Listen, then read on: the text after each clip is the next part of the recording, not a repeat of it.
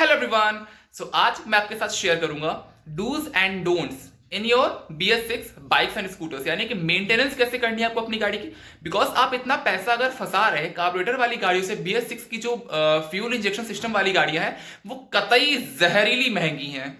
तो आपको इस सिचुएशन पे अपनी गाड़ी को मेंटेन करके रखना पड़ेगा, बिकॉज अगर इसमें जरा सा भी नुकसान हो, जरा सा भी कुछ प्रॉब्लम्स आई तो मोटा खर्चा हो सकता है आप लोग का। तो क्या आपको ऐसा ध्यान में रखना है कि जिसमें आपकी गाड़ी ज्यादा खराब ना हो एंड लॉन्ग टाइम के लिए आपकी गाड़ी रन हो सके, यानी कि सर्विस सेंटर का चक्कर ना लगाए लेकिन रोड पर ज्यादा चले आपकी गाड़ी। तो चलिए आज की इस खतरनाक वीडियो को शुरू करते हैं। सो ये है अपनी एक्टिवा जो कि आती है फ्यूल इंजेक्शन सिस्टम के साथ। फर्स्ट चीज आपको क्या ध्यान में रखनी है कि आपको अपनी गाड़ी का जो फ्यूल इंजेक्शन सिस्टम है उसे टाइम टू टाइम साफ करवा लेना है। बिकॉज फ्यूल में थोड़ा बहुत अमाउंट का कचरा जमा हो जाता है, जिसकी वजह से हमारी फ्यूल सिस्टम में यानी कि उसमें छोटे छोटे जो होल्स रहते हैं वहां पे जो है कचरा जमा हो जाता है, जिस वजह से प्रॉपर अमाउंट ऑफ फ्यूल जो है आपकी गाड़ी से यानी कि आपके फ्यूल टैंक से फ्यूल इंजेक्शन सिस्टम से प्रॉपरली ड्रेन आउट यानी कि प्रॉपरली स्प्रे नहीं होता है। तो आपको अपने टाइम टू टाइम अपने फ्यूल इंजेक्शन सिस्टम को क्लीन करवा लेना है।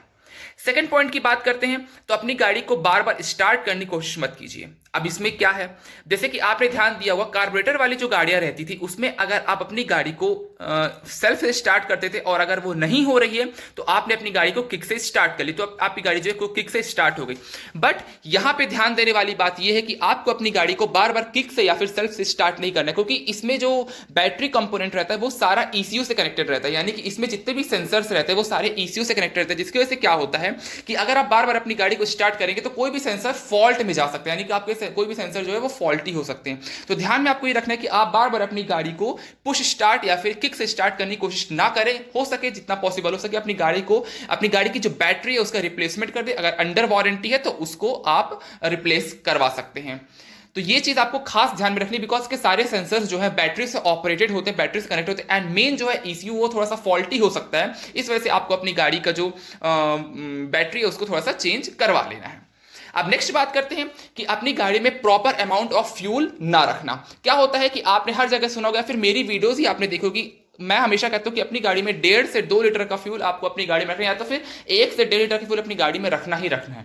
वो क्यों रखना है, क्योंकि BS6 कंप्लायंस ये करती है कि आपको अपनी गाड़ी में 1 से 1.5 लीटर फ्यूल रखने, अगर आप ये वेरी करता है कि आपकी गाड़ी का जो फ्यूल टैंक कैपेसिटी वो कितने लीटर की। जैसे कि मेरी गाड़ी जो एक्टिवा 125 BS6 है, मेरी क्या मतलब सबकी एक्टिवा जितनी भी रहती है उसमें आपको 5.3 लीटर्स का फ्यूल इंजेक्शन सिस्टम यानी कि 5.3 लीटर का आपको फ्यूल टैंक कैपेसिटी आपको दी जाती है। तो इसमें आपको 1 से 1.5 लीटर फ्यूल रखना है, जिससे क्या होता है कि आपकी गाड़ी का जो फ्यूल सिस्टम है यानी कि जिसमें आपका जो फ्यूल पंप है वो जल्दी खराब ना हो जाए, एंड जल्दी खराब नहीं होगा तो हीट नहीं होगा, हीट नहीं होगा तो जल्दी खराब नहीं हो।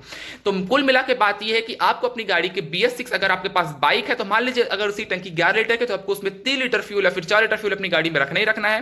क्योंकि आपने खुद नोटिस किया होगा कि इसकी जो अगर मैं आपको फ्यूल लेवल इंडिकेशन दिखाऊं तो ये पहले से ही ब्लिंक करना शो कर देता है, यानी कि इसमें 1 से 1.5 लीटर फ्यूल ऑलरेडी रहता है।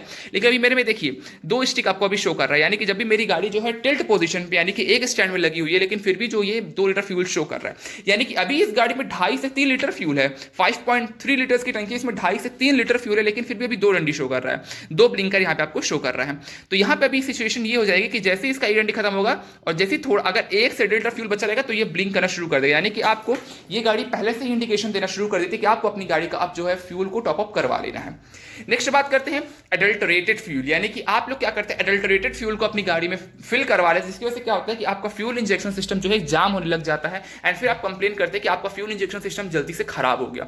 तो कोशिश कीजिए कि हमेशा एक ही पेट्रोल पंप को पकड़िए, वहां से पेट्रोल डलवाइए, एंड हाँ ध्यान रखिएगा कि आपकी फ्यूल की जो क्वालिटी है वो अच्छी होनी चाहिए, यानी कि आपकी फ्यूल की क्वालिटी, यानी कि अगर आपने देखा होगा तो वहां के मीटर में आपको डेंसिटी शो करता होगा, तो 72 से लेकर 75 तक की डेंसिटी अगर आपको शो कर रहा है तो फ्यूल ओके, यानी कि पेट्रोल की क्वालिटी अच्छी है। और अगर उससे ज्यादा शो कर रहा है तो उस पेट्रोल स्टेशन से अपने फ्यूल को मत डलवाइए। और हाँ ध्यान रखिए कि हमेशा एक ही पेट्रोल स्टेशन से अपने फ्यूल को आप यानी कि अपने आप टैंक को फुल करवाइए।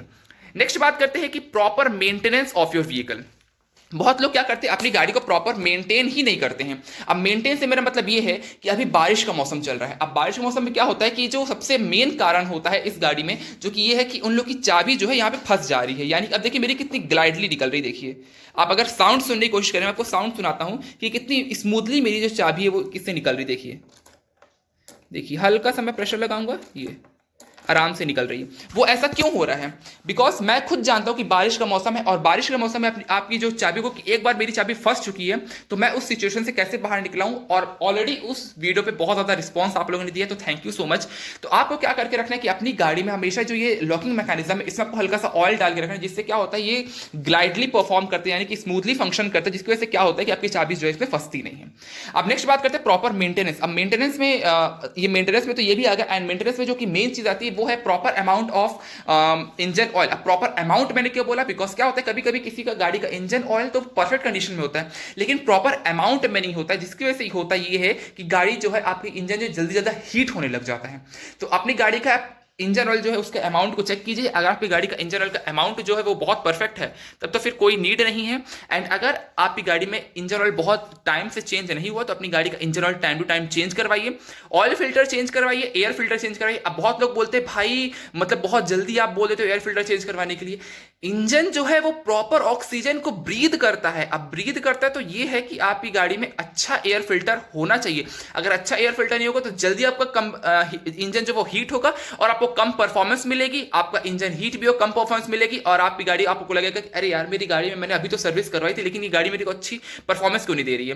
तो सारी चीजें कवर आपको करनी है। अब उसके बाद क्या करना है कि आपको एयर फिल्टर चेंज आपका हो गया, इंजन ऑयल चेंज हो गया, आपको oil filter change. Oil filter हमेशा कंपनी रिकमेंड करती है कि 20,000 यानी कि 20,000 किलोमीटर के बाद आपको अपनी गाड़ी का जो है ऑयल फिल्टर चेंज करें, बट मैं रिकमेंड करूंगा कि 10,000 किलोमीटर के बाद अपनी गाड़ी का ऑयल फिल्टर जो है चेंज करवा लीजिए। अब बिकॉज होता यह है कि हर कोई अलग सिचुएशन पे अपनी गाड़ी को ड्राइव करता है, और किसी अब मैकेनिकल चीजें हैं ये जल्दी खराब हो सकती है किसी का। और अब देखिए फ्यूल की क्वालिटी पर भी यहाँ पे डिपेंड करता है कि किसी की फ्यूल की क्वालिटी अच्छी होती है, किसी की फ्यूल की क्वालिटी गंदी होती है, तो वहां पर ये डिपेंड करता है कि आपका ऑयल फिल्टर जो वो जल्दी खराब हो सकता है।